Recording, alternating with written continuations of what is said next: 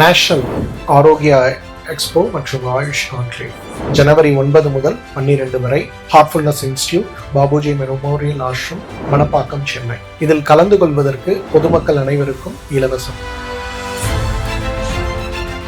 Cine இண்டஸ்ட்ரியில் இவ்வளோ பரபரப்பாக ஒரு மூவிக்காக உடனடியாக இவ்வளோ லீகல் ஆக்ஷன்ஸு இம்மீடியட்டாக வந்துட்டு அடுத்தடுத்த கட்டத்தை நோக்கி போகிறது, இம்மீடியட்டாக வித்தின் ஃபியூ மினிட்ஸ் அங்கேயே போயிட்டு தலைமை அமர்வு நீதிபதிக்கிட்ட போயிட்டு அந்த பெஞ்சில் போயிட்டு ஒரு அப்பீலுக்கான இதை விஷயத்தை ஃபைல் பண்ணுறது, இம்மீடியட்டாக அடுத்த நாளே போயிட்டு இன்றைக்கி இப்போ நம்ம பேசிகிட்டு இருக்க இந்த டைமில் அப்டேட் சுப்ரீம் கோர்ட்டில் போயிட்டு ஃபைல் பண்ணுறது, இது எல்லாமே புதுமையான விஷயமாகவும் இருக்குது. ஒன்று, சர்டிஃபிகேட்டே வாங்காமல் ஏன் நீங்கள் டேட்டை அனௌன்ஸ் பண்ணுறீங்க? அந்த டேட்டை அனௌன்ஸ் பண்ணிட்டோன்னு சொல்லி ஏன் கோர்ட்டுக்கு நீங்கள் ப்ரெஷர் கொடுக்குறீங்க?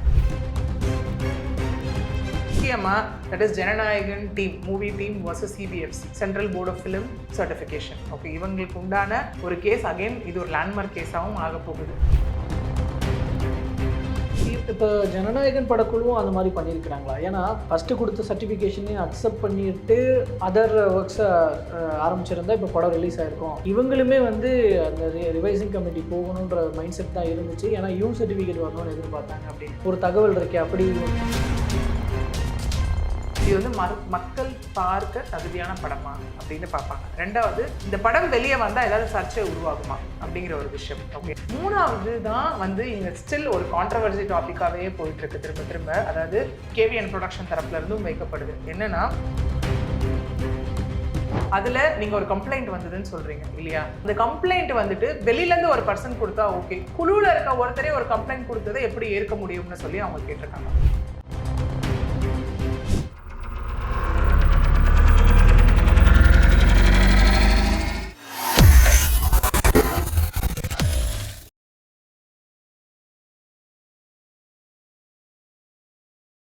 தமிழ் நேயர்கள் அனைவருக்கும் அன்பு வணக்கம்.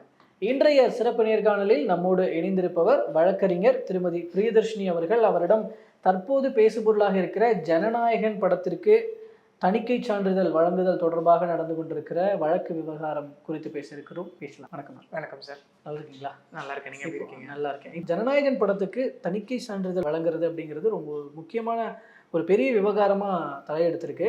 ஒரு படத்துக்கான பிரச்சனை இவ்வளோ தூரம் பேசணுமா அப்படிங்கிறத தாண்டி இது அரசியல் கட்சிகள் சம்மந்தப்பட்டதாகவும் அரசியல் சம்மந்தப்பட்டதாகவும் அதுவும் தேர்தல் நெருக்கத்தில் வர்றது அப்படிங்கிறது, அதுவும் இல்லாமல் தமிழ் சினிமா இண்டஸ்ட்ரிக்கு அகெயின்ஸ்டான ஒரு விஷயம் அப்படின்ற மாதிரிலாம் இதை கொண்டுட்டு போகிறதுனால பேச வேண்டியிருக்கு. வழக்கினுடைய நகர்வு எப்படி இருக்குன்னு பார்க்குறீங்க? நம்ம பேசிகிட்டு இருக்க இந்த நேரத்துக்கு ஒரு மேல்முறையீடு போயிருக்காங்க கேவிஎன் ப்ரொடக்ஷன் நிறுவன தரப்பு உச்சநீதிமன்றத்துக்கு. எப்படி பார்க்கலாம்?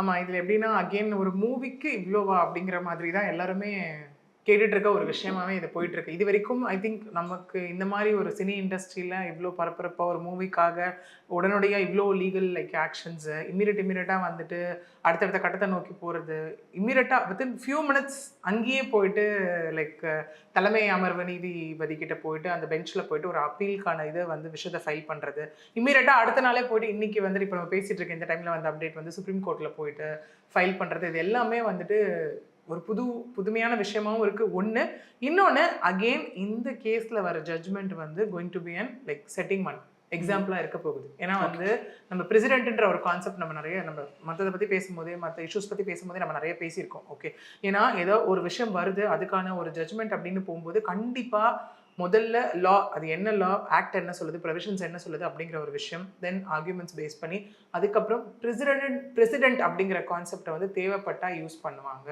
பண்ணலாம். ஓகே, அதாவது இதே மாதிரியான கேஸில் முன்னாடி இந்த மாதிரியான ஜட்ஜ்மெண்ட் கொடுத்துருக்காங்க மேற்கோளிட்டு காட்டுறது.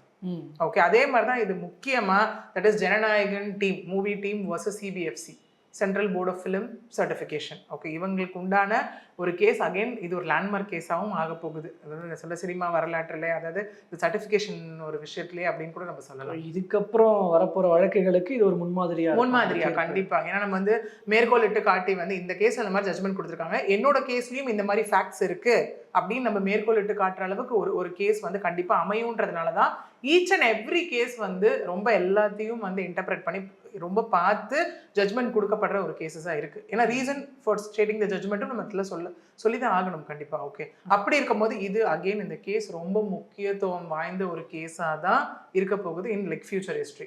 ஓகே, நான் இதில் இந்த நகர்வுகளில் ஆரம்பத்துலேருந்தே பார்த்தீங்கன்னா அந்த குழுவில் ஒரு 5 பேர் இருக்கிறாங்கன்னா 4 பேருக்கு ஓகே, பட் ஒருத்தருக்கு அது ஓகே இல்லைன்றதுனால அது சர்டிஃபிகேஷன் ப்ராசஸ் கொடுக்கல அப்படின்ற ஒரு விஷயம் வரும்போது தான் இது கேஸுன்ற ஒரு இதுக்கே வருது. ஆமா. இப்போ ஒரு தணிக்கை குழுவில் ஒருத்தர் மட்டும், ஒரு தனிப்பட்ட மனிதர் வந்து இந்த மாதிரி ஆக்ஷன்ஸ் எடுக்க முடியாது அப்படிங்கிறது தான் ப்ரொடக்ஷன்ஸ் தரப்பு வாதமும் கூட, கேவிஎன் தரப்பு வாதமும் கூட.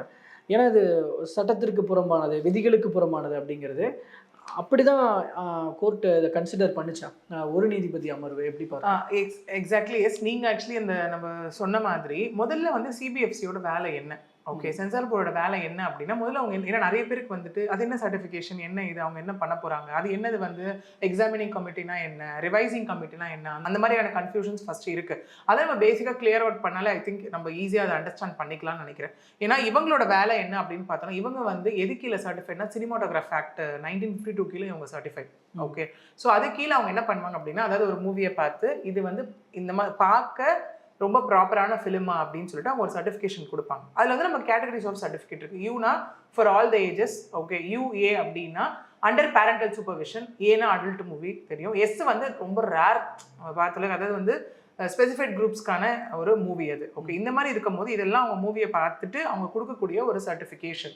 இந்த இடத்துல எப்பெல்லாம் வந்துட்டு அவங்க இந்த மாதிரி வந்து கரெக்ஷன் சொல்லுவாங்க, இல்லைனா ரிவைசிங் லைக் கமிட்டிக்கு அனுப்புவாங்க அப்படின்னா, வயலன்ஸ் ஏதாவது அந்த மூவியில் இருந்தால், இல்லை ரிலீஜன் மத உணர்வை வந்து ரொம்ப தூண்டுற மாதிரி ஏதாவது இருக்குது அப்படின்னா, சோஷியல் சென்டிமெண்ட்டு, இல்லைனா நேஷனல் செக்யூரிட்டி, இது கீழெல்லாம் வந்துச்சு அப்படின்னா என்ன பண்ணுவாங்கன்னா, இந்த மூவி ஃபர்ஸ்ட் வந்து எக்ஸாமினிங் கமிட்டி கிட்ட கொடுக்கப்படும். ஓகே, அந்த கமிட்டி என்னெல்லாம் பார்ப்பாங்க அப்படின்னு பார்த்தோன்னா, இது வந்து மக்கள் பார்க்க தகுதியான படமா அப்படின்னு பார்ப்பாங்க. ரெண்டாவது, இந்த படம் வெளியே வந்தால் ஏதாவது சர்ச்சை உருவாகுமா அப்படிங்கிற ஒரு விஷயம். ஓகே, மூணாவது தான் வந்து இங்கே ஸ்டில் ஒரு கான்ட்ரவர்சி டாப்பிக்காகவே போயிட்டு இருக்கு திரும்ப திரும்ப. அதாவது கேவிஎன் ப்ரொடக்ஷன் தரப்புல இருந்தும் வைக்கப்படுது. என்னன்னா, அந்த குழுவில் இருக்காங்க இல்லையா, அது வந்து உங்களுக்கு எக்ஸாமினிங் கமிட்டியில் 5 பேர் இருப்பாங்க, ரிவைசிங் கமிட்டியில் 9 பேர் இருப்பாங்க.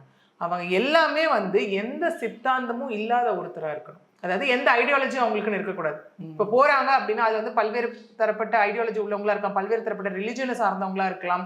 அது எல்லாத்தையும் அவங்களோட பர்சனல் அவங்களோட இதை வந்து பேக்கேஜ் உள்ள எடுத்துட்டு போனாங்கன்னா அவங்க மூவி பார்க்கும்போது அதுதான் அவங்க கிட்ட வரும். அப்போ கண்டிப்பா ரிசல்ட் வந்து அந்த இடத்துல பயாஸ்டா வரலாம். அதனால அவங்க எந்த ஒரு ஐடியாலஜி ஃபிக்ஸ் பண்ணாம ஓப்பன் மைண்டடா உள்ள போய் உட்காந்து அந்த மூவியை பார்த்து அந்த மூவி என்ன சொல்ல போகுது இந்த சொசைட்டிக்கு, அந்த மூவியோட அவுட்கம் என்னன்றதை வச்சு மட்டும்தான் அந்த இடத்துல சர்டிஃபிகேஷன் ப்ராசஸ் அப்படிங்கிறது நடக்கணுன்றது விதியாவே இந்த இடத்துல இருந்துட்டு இருக்கு. ஓகே, அப்போ அப்படி இருந்தால் தான் அந்த இயக்குனரின் பார்வையில் படத்தை பார்க்க முடியும். எக்ஸாக்ட்லி. எதனால எடுத்தாங்க என்ன, அகெயின் மூவி அப்படிங்கிறது ஒரு பக்கம் ஒரு சொசைட்டிக்கு வந்துட்டு நல்ல விஷயம் எல்லாம் சொன்னாலும் கமர்ஷியல் பேஸ்டு கூட அது அந்த இடத்துல. அதனால மூவி வந்து லைக் கேட்டகரிஸ் ஆஃப் மூவிஸ் ஒரு ஸ்டோரி ஒரு மாதிரி இருக்கக்கூடிய ரீசன்ஸ் அதுதான். அதை பேஸ் பண்ணி நமக்கு இங்கே சர்டிஃபிகேஷனுமே அந்த கேட்டகரிஸுமே நமக்கு கொடுக்கப்படுது இல்லையா.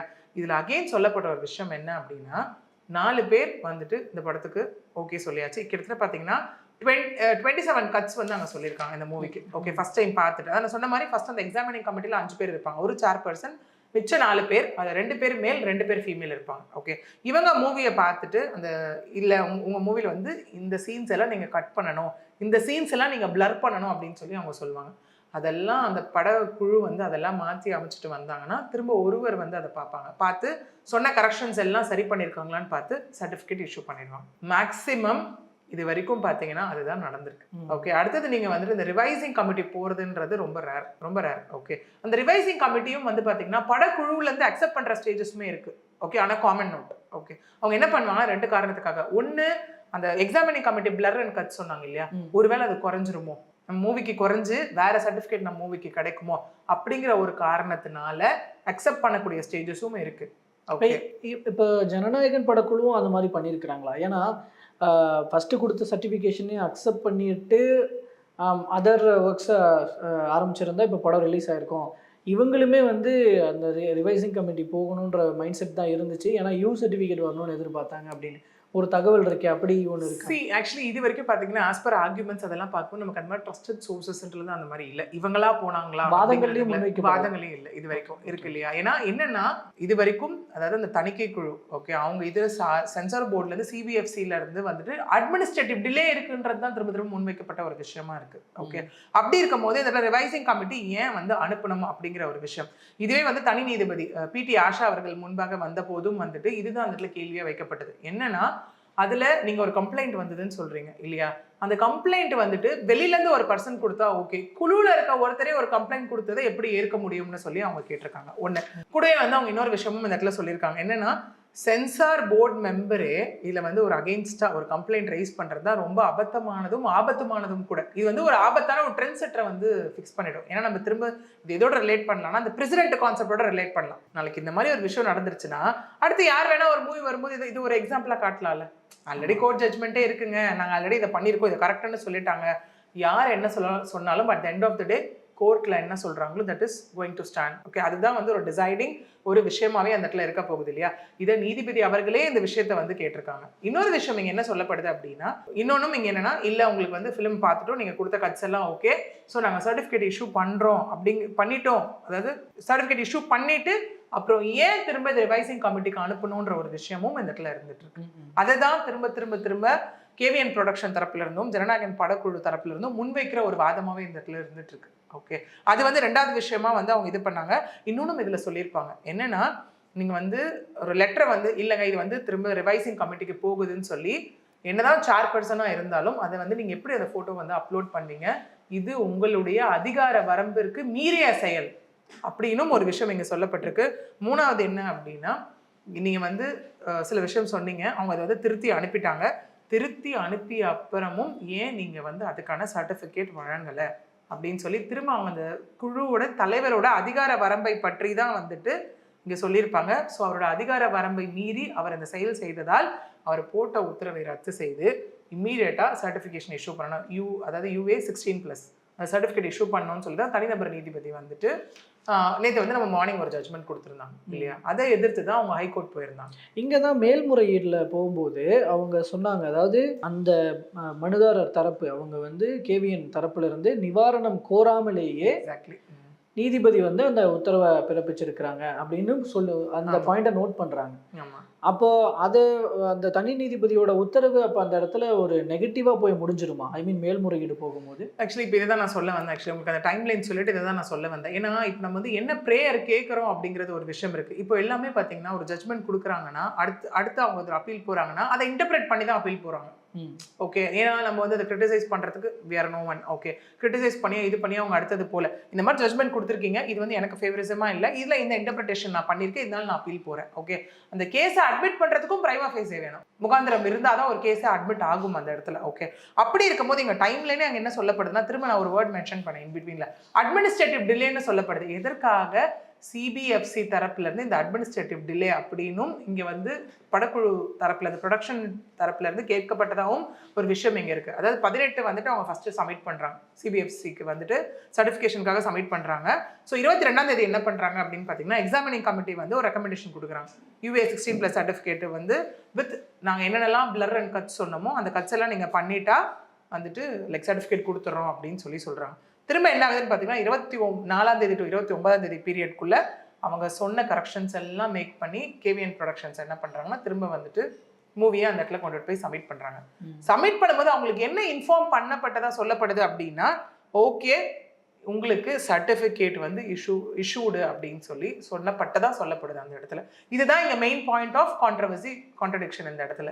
ஓகே, ஆனா வாய்மொழியா சொன்னாங்க, சொல்லப்பட்டிருக்கு அந்த இடத்துல. உடனே அவங்க என்ன பண்றாங்கன்னா, இதற்கிடையில தான் என்ன ஆகுதுன்னா, 5 ஜான் அன்னைக்கு CBFC தரப்புல இருந்து ப்ரொடியூசர்ஸ்க்கு என்ன இன்ஃபார்ம் பண்றாங்க அப்படின்னா, இல்லைங்க உங்க மூவியை நாங்க ரிவைசிங் கமிட்டிக்கு நாங்க அனுப்பியிருக்கோம் இந்த மூவியை அப்படின்னு சொன்னதுக்கு அப்புறம் தான் அவங்க ஹைகோர்ட்டுக்கு வந்து ஃபைல் பண்ணதா சொல்றாங்க. 5ஆம் தேதி ஃபைல் பண்றாங்க, 6ஆம் தேதி ஹியரிங் எடுத்து 7ஆம் தேதி ஒத்தி வைக்கப்படுது, 9ஆம் தேதி நேற்று ஜட்மெண்ட் வருது. இதுதான் ஏன் இந்த அட்மினிஸ்ட்ரேட்டிவ் டிலே. இப்போ அவங்க வந்து இல்லைங்க, ஆனா இதுல CBFC தரப்புல சொல்லப்படுறது as per the rule CBFC வந்து எப்படி செயல்படுமோ, எந்த அளவுக்கு காலம் அளவு எடுத்துக்குமோ அந்த அளவுக்கு தான் வந்து நாங்கள் செயல்பட்டு இருக்கோம், இதில் நாங்கள் எந்த ரூலையும் மீறல, எங்களுடைய விதிகளுக்கு உட்பட்டு தான் நாங்கள் செயல்படுறோம், உங்களுக்கு சீக்கிரம் வேணும்னா நீங்கள் தான் முன்னாடியே வந்து சப்மிட் பண்ணியிருக்கணும் அப்படிங்கிற. அதே போல் ஒரு சர்டிஃபிகேஷன் வாங்காமல் ஒரு ரிலீஸ் டேட்டை நீங்கள் எப்படி ஃபிக்ஸ் பண்ணலான்ற கேள்வி கேட்குறாங்கல்ல. ஆமாம், இங்கே இதுதான் ஆக்சுவலி இப்போது திரும்ப வந்து இதுதான் வந்து அவங்க திரும்ப அப்பீல் போகும்போது தனி நீதிபதி அவங்க கொடுத்த ஜட்மெண்ட் மேலே வந்துட்டு CJ பெஞ்ச் கிட்ட அவங்க வந்து அப்பீல் போகும்போது அவங்க சொன்ன விஷயம் இதுவாக தான் இந்த இடத்துல பார்க்கப்படுது. ஓகே, இந்த மாதிரி அவங்க டிலேன்றாங்க, எங்கள் சைடு டிலே இல்லை. இன்னொன்று அதிகார வரம்புக்கு மீறி செயல்பட்டதாக சொல்லியிருக்காங்க. அந்த மாதிரி எந்த அதிகார வரம்புக்கும் நாங்கள் மீறி செயல்படல. Chairperson has the authority to do அப்படிங்கிற மாதிரி அவங்க வாதங்களை வந்து அவங்க முன் வைக்கிறாங்க. ஏன்னா இங்கே சென்சார் போர்டு வந்து இங்கே வரும்போதே இப்போ நம்ம டிஸ்கஸ் பண்ண மாதிரியான விஷயங்களை தான் அவங்க வந்து முன் வைக்கிறாங்க அந்த இடத்துல. அதாவது AST additional solicitor general ARL like Sundaresan அவர்கள் வந்துட்டு அந்த இடத்துல அப்பியர் ஆகிறார். ஆகும்போது அவர் கேட்குற விஷயம் என்ன அப்படின்னா, வழக்கில் வந்து சென்சார் தலைவரின் வரம்பு வந்துட்டு குறித்து தனி நீதிபதி வந்து உத்தரவு பிறப்பிச்சிருக்காங்க. ஓகே, இது ஒரு point for coming to this அப்படின்னு சொல்லியிருக்காங்க. ரெண்டாவது விஷயம் என்ன அப்படின்னா, மறுதணிக்கை உத்தரவுக்கு எதிராக மனுதாரர் வேண்டுகோள் வைக்காத நிலையில் மறுதணிக்கை உத்தரவு ரத்து. ஏன் அவங்க அந்த பிரேயரே கேட்கல. அவங்க அந்த பிரேயரே கேட்காதப்போ ஏன் அதன் மீது ஜட்ஜ்மெண்ட் கொடுத்துருக்காங்க? ஒன்று. ரெண்டாவது என்ன அப்படின்னா, ஏன் இந்த கேஸ் இவ்வளோ அவசரமா எடுத்துக்கொள்ளப்பட்டது? 5ஆம் தேதி ஃபைல் பண்ணுறாங்க, 6/7ங்கிறாங்க, 9ஆம் தேதி வந்து ஜட்ஜ்மெண்ட் கொடுத்துட்றாங்க. இன்னொன்று, எதிர்த்தரப்பான எங்களுக்கு ரிப்ளை பண்ணுறதுக்கு எந்த கால அவகாசமும் கொடுக்கல, அதான் பதில் மனு கொடுக்கறதுக்கான எந்த கால அவகாசமும் கொடுக்கலன்னு சொல்லிட்டு அவங்க தரப்புல இருந்து அவங்க சொல்றாங்க. கூடவே சென்சார் போர்டு தரப்புல இருந்து மத்திய அரசோட சீனியர் கவுன்சில் குஷால் மேத்தா அவர்கள் வந்து அப்பியர் ஆகிறார். அவர் என்ன சொல்றாரு அப்படின்னா, திரும்ப அதுதான் சொல்றாரு, மனுதாரர் அவர்கள் வந்து கேட்காத உத்தரவை ஏன் தனி நீதிபதி அவர்கள் வழங்கி உள்ளார் அப்படின்னு சொல்லி அவங்க அந்த இடத்துல சொல்றாங்க. இதெல்லாம் அவங்க தரப்புல இருந்து சொல்ற ஒரு விஷயம். உடனே ஜனநாயகன் பட தயாரிப்பாளர் சார்பில் வந்து ஆஜரானது யாருன்னு பார்த்தீங்கன்னா சீனியர் அட்வொகேட் முகுல் அவர்கள் என்ன அங்கே வைக்கிறாரு அப்படின்னு பார்த்தீங்கன்னா, மூவி ரிலீஸ் டேட் 9ஆம் தேதின்னு ஒரு விஷயம் இருக்குது. ஓகே, அந்த அவசரம் கருதி தான் நாங்கள் ஹைகோர்ட்டில் வந்து இதை ஃபைல் பண்ணி இந்த விஷயம் வந்து இப்போ நடத்திக்கிட்டு இருக்கோம் அப்படின்னு சொல்லி இந்த மாதிரியான அங்கே வந்துட்டு வாதங்கள் எல்லாம் முன்வைக்கும் போது தலைமை நீதிபதி ஸ்ரீவத்சவா அவர்கள் வந்து உள்ள குறுக்கிட்டு அவர் சில விஷயங்களை வந்து அங்கே கேட்குறாரு. ப்ளஸ் ப்ரொடக்ஷன்ஸ்க்கு வந்துட்டு நோட்டீஸாகவும் அது அனுப்பப்படுது. என்ன கேட்குறாங்க அப்படின்னா, 9ஆம் தேதி வந்து மூவி வெளியாகுது அப்படின்னு சொல்லி நீங்கள் ஏன் போலியான அவசரத்தை உருவாக்குறீங்க அப்படின்னு சொல்லி முதல் விஷயமா அங்கே கேட்கப்படுது. இரண்டாவது விஷயமா என்ன கேட்கப்படுது அப்படின்னா, சர்டிஃபிகேட்டே வாங்காமல் ஏன் நீங்கள் வந்து டேட்டை அனௌன்ஸ் பண்ணுறீங்க, அந்த டேட்டை அனௌன்ஸ் பண்ணிட்டோன்னு சொல்லி ஏன் கோர்ட்டுக்கு நீங்கள் ப்ரெஷர் கொடுக்குறீங்க. ஓகே, இந்த மாதிரியான விஷயங்களை சொல்லி இன்னொன்று, இதை அவசரமாக எடுத்து விசாரிக்கிற அளவுக்கு இதில் எந்த முகாந்திரமும் கிடையாது அப்படின்னும் சொல்லி ஒரு 15 நாள் உங்களால் வெயிட் பண்ண முடியாதா அப்படிங்கிற மாதிரி கேட்டு பொங்கல் ஹாலிடேஸ்லாம் முடிஞ்சு 21ஆம் தேதிக்கு இதை வந்து லைக் தள்ளி வச்சுருக்காங்க. நெக்ஸ்ட் ஹியரிங் டேட் கொடுத்துருக்காங்க. ஓகே, ஸோ இது வரைக்கும் நிலவரம் அப்படி இருந்தது. இன்னைக்கு அதில் அடுத்த கட்ட ஒரு முன்னெடுப்பாக கேவிஎன் ப்ரொடக்ஷன்ஸ் தரப்பில் சுப்ரீம் கோர்ட் போயிருக்கிறாங்க. ஆமாம், இப்போ சுப்ரீம் கோர்ட் போயிட்டு ஏன்னா சரி 9ஆம் தேதி தான் இல்லை, பட் பொங்கலுக்காவது படத்தை ரிலீஸ் பண்ணிடணும் அப்படிங்கிற ஒரு நோக்கத்தோட, குறிப்பாக இதன் பின்னாடி ஒரு பெரிய வியாபாரம் இருக்குது அப்படிங்கிறதன் அடிப்படையில் பொருட்செலவு ஆயிருக்கு, அதெல்லாம் ஈடுகட்டணும்னா பொங்கலுக்கு ரிலீஸ் பண்ணிடணும். இந்த வாதங்களெல்லாம் முன் வச்சு சுப்ரீம் கோர்ட் போயிருக்கிறாங்க. சுப்ரீம் கோர்ட் இந்த கேஸை எடுத்துக்குவாங்களா? சுப்ரீம் கோர்ட் எப்படி இதை ஹேண்டில் பண்ணுவாங்கன்னு? ஆக்சுவலி அகெயின் சொன்ன மாதிரி நமக்கு இந்த மாதிரி நம்ம இந்த இயர்லேயே பார்த்துருக்கோம், முக்கியமான விஷயங்கள் தான் ஹாலிடேஸில் வந்துருச்சு அப்படின்னா. ஏன்னா உங்களுக்கு யூஸ்வலாக பார்த்தீங்கன்னா ஹைகோர்ட் அப்படின்னு ஒரு விஷயம் ஆயிடுச்சுன்னா அடுத்த சுப்ரீம் கோர்ட்டுக்கு போகிறது ஒரு விஷயம். ஓகேங்களா, பட் இங்கே வந்து இம்மீடியட்டாக இது தனி நீதிபதி பெஞ்ச் அமர்வு அப்படிங்கிறதால இம்மீடியட்டாக சிஜே பெஞ்ச் போயிட்டாங்க அமர்வு. ஓகே, ஏன்னா இப்போ உங்களுக்கு பார்த்தீங்கன்னா நிறைய இடத்துல பார்த்தீங்கன்னா லைக் 5 ஜட்ஜ் பெஞ்ச் இருக்கும். ஓகே, அந்த மாதிரிலாம் இருக்கும் போது அந்த இடத்துல மெஜாரிட்டி யாருன்ற ஒரு விஷயம் வரும். தனி நீதிபதி அப்படின்னும் போது அவங்க எடுக்கிறதா முடிவு அந்த இடத்துல based on the facts and issues of the case, அவங்க எப்படி இன்டர்பிரட் பண்ணி கொடுக்குறாங்கன்ற ஒரு விஷயம். அதை தான் ஃபியூ மினிட்ஸ்லேயே அவங்க என்ன பண்ணியிருக்காங்க அப்படின்னா இம்மீடியட்டாக வந்து அங்கே ஒரு அப்பீல் போயிருக்காங்க. போகும்போது திரும்ப சுப்ரீம் கோர்ட்டுக்கு போகுது அப்படின்னா அங்கே வந்துட்டு மேபி இந்த பொங்கல் ஹாலிடேஸ் அப்படிங்கிற ஒரு விஷயம் ஃபேக்ட்ஸ் கன்சிடர் பண்ணப்பட போகுதா, இல்லை ஆஸ் யூஷுவல் ஆல்ரெடி ஒரு விஷயம் ஒரு டிவிஷனில் பெண்டிங் இருக்கு, நீங்க ஆல்ரெடி போட்டிருக்கீங்க, அது பெண்டிங் இருக்கு, 21st அது hearing. Okay, so if in case அங்கேயும் ஆர்டர் வந்துட்டு ஃபேவரா வரல அப்படின்னா அப்புறம் சுப்ரீம் கோர்ட் போகிறது as a next appeal. Okay, அப்படியெல்லாம் இருக்கும் போது ஆல்ரெடி ஒன்று பெண்டிங்ல இருக்கு, அப்புறம் ஏன் நீங்க அந்த பெண்டிங் ஒரு ப்ரொசீஜர்ஸ்க்கு நீங்க ஏன் வந்து வெயிட் பண்ணாம ஏன் இங்க வந்தீங்க அப்படிங்கிற கேள்வி கேட்கப்பட போதா அப்படிங்கிறது நம்ம அடுத்த கட்ட ஒரு விஷயமா இருக்கு. ஸோ இதில் சொன்ன மாதிரி அப்டேட் என்ன இருக்குது அப்படிங்கிறத பொறுத்து தான் இருக்குது. அந்த மேல்முறையீட்டில் திங்கட்கிழமையே வந்து விசாரிக்கணும் அப்படின்ற ஒரு கோரிக்கையை முன் வச்சிருக்கிறாங்க. ஸோ இந்த அப்பீல் தான் இப்போ நீங்கள் சொன்னது போல் அதில் ஒரு முகாந்திரம் இருந்து உள்ள கன்சிடர் பண்ணிக்கிறாங்களா அப்படிங்கிறது ஒரு கேள்வி இருக்குது. ஏன்னா உங்களுக்கு இதிலே பார்க்கும்போது அவங்க சொன்ன ஒரு விஷயம் என்னன்னு பார்த்தீங்கன்னா, அகெயின் வந்து இங்கே freedom of speech and expression ஒரு கான்செப்ட் இருக்குது. ஏன்னா எல்லாருமே இன்னும் வந்து கருத்து சுதந்திரம் லைக் நம்ம வந்துட்டு அகெயின் மீடியா மூவி இதெல்லாம் இருக்கும்போது இங்கேயே வந்து பார்த்தீங்கன்னா as per constitutional law நமக்கு basic article 19 clause 1 subclause G, article 19 clause 1 subclause A, article 14 இதெல்லாம் வயலேட் ஆகுது அப்படிங்கிற ஒரு பேஸில் தான் ஆர்டிகல் 226 ஏன்னா ஃபண்டமெண்டல் ரைட்ஸ் வயலேட் ஆச்சுன்னா இமீடியட்டாக நம்ம ஆர்டிகல் 226 நம்ம ரிட்டு போகலாம். இங்கே ரிட் ஆஃப் மேண்டமஸ் தான் ஃபைல் பண்ணியிருக்காங்க. இவங்க என்ன ஒன்று பண்ணலாம் அப்படின்னா, உங்களுக்கு ஸ்பெஷல் பெட்டிஷன் சுப்ரீம் கோர்ட் போகலாம், ஓகே. ஆனால் அப்படி இருந்தாலும் அது ஹைகோர்ட்டோட ஆர்டரின் மேலேயோ இல்லை ஹைகோர்ட்டோட இன்ட்ரீம் ஆர்டர் மேலேயோ போகலாம். ஆல்ரெடி இங்கே பெண்டிங்னு ஒரு விஷயம் இருக்குது. இதுதான் இப்போ இது எப்படி வந்து சுப்ரீம் கோர்ட் கன்சிடர் பண்ண போகிறாங்க அப்படிங்கிறது தான் இப்போ அடுத்த விஷயமாவே இருக்குங்க. ஓகே, ஸோ இந்த இடத்துல இந்த ஃப்ரீடம் ஆஃப் ஸ்பீச் அப்படிங்கிறதும் அண்ட் இந்த பொங்கலுக்கு இந்த டைம் அப்படிங்கிறதையும் பேஸ் பண்ணி இப்போ அதை அங்கே எடுத்துக்கிறவங்க அதை கன்சிடர் பண்ணாங்கன்னா உள்ளே போயிடும். எக்ஸாக்ட்லி. ஏன்னா இங்கே பார்த்தீங்கன்னா ஃபண்டமெண்டல் ரைட்ஸே வயலேட் ஆயிருக்குன்னு வந்துட்டு இவங்களால வந்து அந்த பிரைமா ஃபேஸை கொடுக்க முடிஞ்சிருச்சு அப்படின்னா அது கோர்ட்டும் கன்சிடர் பண்ணாங்கன்னா சான்சஸ் ஆர் தேர் தட் அது விசாரிக்கப்படலாம். இல்லை திரும்ப வந்துட்டு அது இதில் வந்து உங்களுக்கு மல்டிபிள் ஃபேக்டர்ஸ் இருக்குது, ஓகேங்களா. ஏன்னா ஆல்ரெடி பெண்டிங் இருக்கிறதுனால, ஏன்னா ஒரே கேஸ் நம்ம நிறைய இதில் பார்த்துருப்போம். அதாவது ஒரு கேஸுக்கான விஷயங்கள் பல கோர்ட்ஸில் வந்துட்டு ஜூரிஸ்டிக்ஷன் வந்து பெண்டிங் இருக்கும்போது ஒன்றா கிளப் பண்ணி விசாரிக்க சொல்லுவாங்க, ஓகே. இல்லை அப்படின்னு பார்த்தீங்கன்னா கேஸ் வந்து ட்ரான்ஸ்ஃபர் பண்ண சொல்லுவாங்க, ஓகே. இல்லை ஃபண்டமெண்டல் ரைட்ஸே வந்து இதில் வந்து இன்டர்ஃபியர் ஆகுதுன்னு தெரிஞ்சால் அது வந்து ரொம்ப ரேர், ஓகே. அது ஆர்டிகல் 32 கீழே இன்டர்ஃபியர் ஆகிறதுக்கான அது சான்சஸ் வந்து ப்ராபபிலிட்டி நம்ம சொல்ல முடியாது கண்டிப்பாக. அப்படின்னா உயர்நீதிமன்றத்தில் விசாரணையில் இருக்கிறதும் இப்போ நீங்கள் சொன்னீங்க ஒரே கோர்ட்டில் வந்து கிளப் பண்ணிடுவாங்க அப்படின்றது, இப்போ சுப்ரீம் கோர்ட்டுக்கு இது டிரான்ஸ்ஃபர் பண்ணப்படுறதுக்கு வாய்ப்பு இருக்கா? இல்ல கண்டிப்பா வந்துட்டு தீர்ப்பு வழங்கப்பட்டதா அங்க வரும். அது வந்து உங்களுக்கு ஆட்டோமேட்டிக்கா அது அப்பீல் கான்செப்ட்ல போயிடும். உங்களுக்கு ஆல்ரெடி இங்க ஒரு விசாரணை இருக்கு, பெண்டிங்ல இருக்கு. ஏன்னா இங்க இன்னும் எந்த இன்ட்ரீம் ஆர்டரும் போடல. அட்லீஸ்ட் ஏதாவது ஒரு இன்ட்ரீம் ஆர்டர் போட்டிருந்தாங்க அப்படின்னா அந்த இன்ட்ரீம் ஆர்டர் மேல அப்பீல் போகலாம். இந்த இன்ட்ரீம் ஆர்டர் இங்க போட்டிருக்காங்கன்னு சொல்லி ஸ்பெஷல் பெட்டிஷன் அந்த இடத்துல போகலாம், ஓகே. எதுவுமே இல்லை, ஜஸ்ட் அதை விசாரிச்சிருக்காங்க, விசாரிச்சு 21st ஹியரிங் அப்படின்ற ஒரு விஷயம் மட்டும்தான் இங்க இருக்கு, ஓகே. அப்படி ஏன்னா இங்கேயும் வந்து கண்டிப்பா வந்து ப்ரொடியூசர்ஸ் தரப்புல இருந்து இது இருக்கு, இவ்வளோ லாசஸ் இருக்கு, இது இருக்கு, எல்லாமே இருக்குன்னு அந்த எல்லாமே ஒரு விஷயம் கண்டிப்பா முன் வச்சிருப்பாங்க. முன் வச்சாலும் பேசிக் திங் இஸ் சர்டிஃபிகேஷன். இங்க வந்து அந்த தின் லைன் இருக்கு, அட்மினிஸ்ட்ரேட்டிவ் டிலேன்றது இருந்துச்சா அப்படிங்கிறது. இன்னொன்று நம்ம சொன்னோம், ரெண்டு ஒரு விஷயம் இதை சுற்றி வந்து ரிவால்வ் ஆகிட்டு இருக்கு. ஒன்று படக்குழு சார்பில் இருந்தே ஒரு வேளை சர்டிஃபிகேஷன் மாறுமானு போனாங்கன்ற ஒரு விஷயமும் இருக்கு. இன்னொன்று இல்லை இவங்க தான் 5th அன்னைக்கு இன்ஃபார்ம் பண்ணாங்க, அதுதான் வாதமும் முன்வைக்கப்பட்டிருக்கு. ஏன்னா நம்ம ட்ரஸ்டட் சோர்சஸ் இல்லாமல் நம்ம கண்ணா பின்னா எதுவும் பேச முடியாது நம்மளால, இல்லையா? ஸோ அது மக்களும் நம்ம தப்பாக கைட் பண்ணுறாங்க. உண்மையிலேயே படக்குழு தரப்புலேயே வந்து திரும்பவும் யூக்காக பண்ணியிருக்காங்க, ட்ரை பண்ணியிருக்காங்கன்னா அது அவங்களோட தரப்பு வாதமாகவும் இருந்தது. எக்ஸாக்ட்லி ஆப்போசிட் தரப்புல இருந்து முன் வச்சிருக்கலாம்ல. ஏன்னா அவங்க தான் பண்ணாங்க. இந்த இடத்துல எங்களோட அட்மினிஸ்ட்ரேட்டிவ் டிலே இருந்தாட்டு சிபிஎஃப்சியோ சென்சார் போர்டோட அட்மினிஸ்ட்ரேட்டிவ் டிலே எங்க இருந்தது? அவங்களே தாங்க முன் வச்சாங்கன்ற வாதம் எங்கேயும் முன்வைக்கப்படலையே, ஓகே. அப்படி இருக்கும்போது நம்ம வாதங்களுக்கு என்ன முன்வைக்கப்படுதோ ட்ரஸ்டட் சோர்சஸ் என்னவோ ஆன லீகல் பிளாட்ஃபார்ம் அதை மட்டும் தான் நம்ம வந்து கொண்டு போய் கன்வே பண்ண முடியும், ஓகே. அப்படி இருக்கும்போது சுப்ரீம் கோர்ட்ல இது சொல்லியிருக்காங்க. ஸோ நமக்கு வந்துட்டு அது மண்டே ஹியரிங்க்கு எடுத்துக்கிறாங்களா என்னன்றதை நம்ம வெயிட் பண்ணி பார்ப்போம். ஸோ அதில் என்ன நடக்க போகுது அப்படிங்கிறது தெரியல.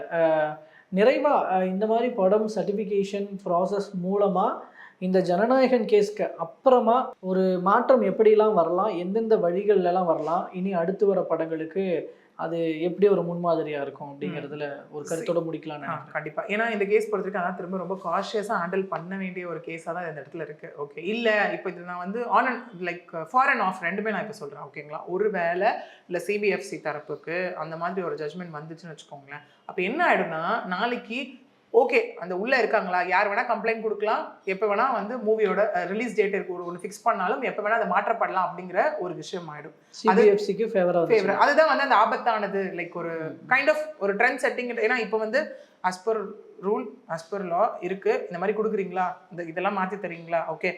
அப்புறம் இல்லை நாங்கள் அங்கேயே நீங்கள் முடிச்சுக்கிட்டா எக்ஸாமினிங் கமிட்டியோட போயிடும், இல்லையா லைக் ரூல் 24 படி ரிவைசிங் கமிட்டிக்கு அந்த இடத்துல நாங்கள் அனுப்புவோன்றது தான் விஷயமா இருக்குது, ஓகே. இல்லை இவங்க பக்கம் தட் இஸ் லைக் படக்குழு பக்கம் இதெல்லாம் ப்ரூவ் ஆகி வந்துருச்சு அப்படின்னா எங்களது எல்லாமே நாங்கள் கரெக்டாக தாங்க பண்ணோம், அவங்க தான் அவங்க அட்மினிஸ்ட்ரேட்டிவ் டிலேவாக இருக்கட்டும் இல்லை அவங்களோட அப்யூசிவ் ஆஃப் பவரை வந்துட்டு லைக் அது குழு தலைவரோ உள்ள இருக்கவங்களோ யூஸ் பண்ணியிருக்காங்க அப்படின்னும் போது அதிகார துஷ்பிரயோகம், அப்யூஸ் ஆஃப் பவர் அந்த மாதிரி அவங்க பண்ணியிருக்காங்க அப்படின்னு ப்ரூவ் ஆச்சு அப்படின்னா ஆஸ் யூஷுவல் எப்படி ஒரு மூவிக்கான சர்டிஃபிகேஷன் இருக்குமோ போகுமோ யூஸ்வலாக என்ன ப்ராசஸ் ஃபாலோ பண்ணாங்களோ அந்த ப்ராசஸ் வந்து இங்கே ஃபாலோ பண்ணப்படும். அண்ட் அதுலேயும் சிபிஎஃப்சிக்கு ஒரு டைம் பீரியடும் மேபி செட் பண்ண வாய்ப்பும் இருக்குது. ஒருவேளை இவங்களுக்கு ஃபேவர் ஆச்சுன்னா மேபி அது வந்து ஒரு இருக்கலாம்ல. இப்போ ஏன்னா ஸ்டில் அது வந்து ஒரு சிம்பிளிஃபைடாக இல்லை நமக்கு இந்த இடத்துல. இப்போ நீங்கள் மூவி கொடுக்கணும்னா எத்தனை நாளைக்கு முன்னாடி மூவி கொடுக்கணும் அப்படிங்கிற மாதிரி, அதாவது ஃபார் த சர்டிஃபிகேஷன் ப்ராசஸ் அந்த விஷயம் வந்து அங்கே ரொம்ப வந்து வேக்கண்ட்டாக இருந்துச்சு அப்படின்னா மேபி இந்த கேஸ்க்கு அப்புறம் அதை செட் பண்ணப்படலாம். பொறுத்திருந்து பார்க்கலாம் என்ன நடக்க போகுது அப்படிங்கிறது. பல்வேறு தகவல்களை பகிர்ந்து கொண்டமைக்கு ரொம்ப நன்றி. நன்றி.